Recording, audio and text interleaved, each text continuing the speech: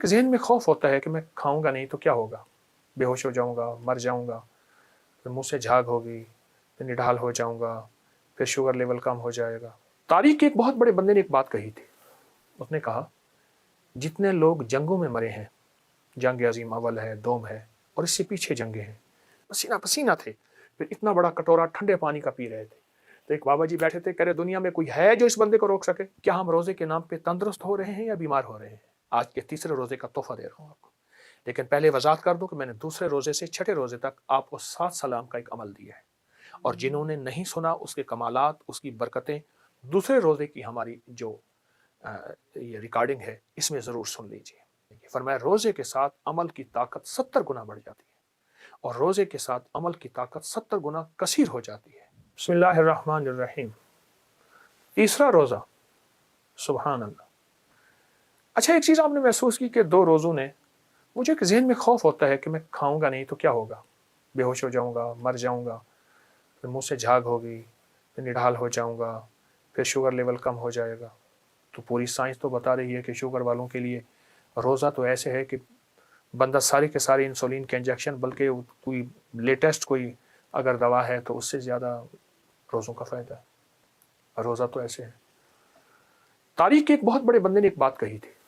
उसने कहा, जितने लोग जंगों में मरे हैं, जंग अज़ीम अव्वल है, दोम है और इससे पीछे जंगें हैं, ऐसे-ऐसे लोग आते रहे जिन्होंने खोपड़ियों के पहाड़ बनाए, मीनार बनाए, इंसान इतने मारे। बड़ी अजीब बात कही। जितने लोग जंगों से नहीं मरे, उतने लोग खा के मरे, खा के मरे।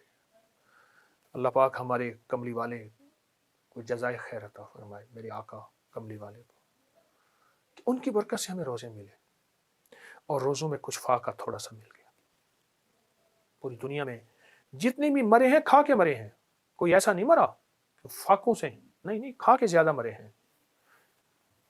वो एक बहुत बड़े मुआलिज हैं, वो बैठे थे, उनके पास मरीज़ों की लाइन लगी हुई थी। तो एक यूनिवर्सिटी के वाइस चांसलर उनके पास है। तो कहने लगे, ये सब किस मर्ज़ के मरीज़ हैं? ये सब किस मर्ज़ के मरीज़ हैं? उनसे कहा कि ये सब खाने के मरीज़ हैं। बिल्कुल सादा से लफ्ज़ों में यही लफ्ज़ कहा, ये सब खाने के मरीज़ और किसी मर्ज़ के मरीज़ नहीं। रोज़े में एहतियात। अब हमने एहतियात क्या करनी है? इफ्तारी कैसी कर रहे कि ऐसी इफ्तारी कर रहे कि असर तक खट्टे डिकार आते रहें और असर तक हमारा बोझ हो और असर तक महसूस हो कि हमने कोई सिरप पीना है, कोई फक्की खानी है, कोई कैप्सूल खाना है, कोई शाशा, और मगरिब के बाद फिर बोझ बढ़ जाए। मेरी दरख्वास्त है, इफ्तार और सेहर एहतियात में तब होगा जब हमें एहसास हो कि हमने भूखा रहना है, हमने रोज़ा रखना है, हम रोज़ेदार हैं, तब एहतियात। अगर एहतियात न हुआ, हमारा बोझ बढ़ जाएगा, हमारा वज़न बढ़ जाएगा। मेरे पास बेशुमार लोग ऐसे आए हैं जिनका खुद रोज़े में वज़न बढ़ गया, रोज़े में वज़न बढ़ गया, रोज़े में शुगर बढ़ गई, रोज़ा भी है, कोलेस्ट्रॉल, यूरिया, फलां बढ़ गया और रोज़े में ब्लड प्रेशर बढ़ गया। वो खाया ही इतना ज़्यादा था। अच्छा, खाने की 2 कैफ़ियतें हैं, एक खौफ का खाना है, एक शौक का खाना है। आप कहेंगे खौफ का क्या खाना है? इतना खा लूँ, सारा दिन कैसे गुज़ारूँगा? खाता जा रहा है, खाता जा रहा है। एक खौफ होता है, ज़हन में सवार होता है कि सारा दिन भूखा रहना है। ये खौफ का खाना है। और एक शौक का खाना एक साहब थे यहाँ लाहौर में, तो वो खा रहे थे, अज़ानें हो गई। फिर एक सख्त गर्मी में निहारी खा रहे थे, पसीना-पसीना थे। फिर इतना बड़ा कटोरा ठंडे पानी का पी रहे थे। तो एक बाबा जी बैठे थे, कह रहे दुनिया में कोई है जो इस बंदे को रोक सके कि अब इफ्तारी सहरी खत्म हो गई है। उनका शौक का खाना था। एक खौफ का खाना है, पता नहीं क्या होगा, पता नहीं कैसे होगा और सारा दिन कैसे गुजरेगा। मेरी एक दरख्वास्त है, आप पहले वज़न कर लीजिए और आखिरी रमज़ान को वज़न कीजिए। ये बहुत ज़रूरी है। क्या रोज़ा फ़िटनेस का नाम है?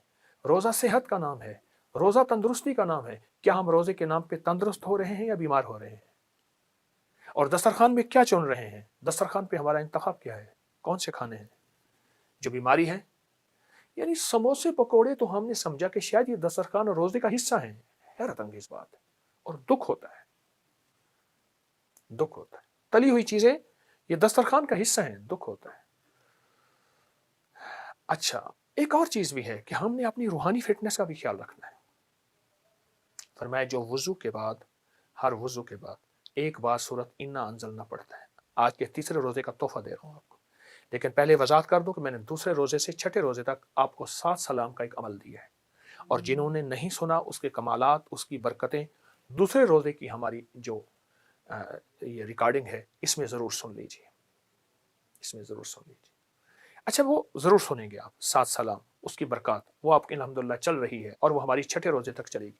ایک عمل دوں گا، جو بندہ ہر وضو کے بعد جو بندہ سورت انا انزلنا پڑھے گا اس کا چشمہ اتر جائے گا، اس کی نظر تیز ہوگی، اس کی آنکھ میں چمک ہوگی، اس کا دماغ روشن ہوگا اور اس کو نظر بد نہیں لگے گی. ہر وضو کے بعد ایک بار سورت انا انزلنا، ایک بار سورت قدر. سوچیں یہ عمل اگر روزے کے ساتھ ہوگا کی تاثیر کتنی بڑھ جائے گی. فرمایا روزے کے ساتھ عمل کی طاقت 70 گنا بڑھ جاتی ہے، اور روزے کے ساتھ عمل کی طاقت 70 گنا کثیر ہو جاتی ہے. آپ جب یہ پڑھیں گے تو یہ آپ ایک دفعہ سورت انا انزلنا نہیں پڑھ رہے، آپ یہ 70 100 70 ہزار 70 لاکھ دفعہ پڑھ رہے. کیوں؟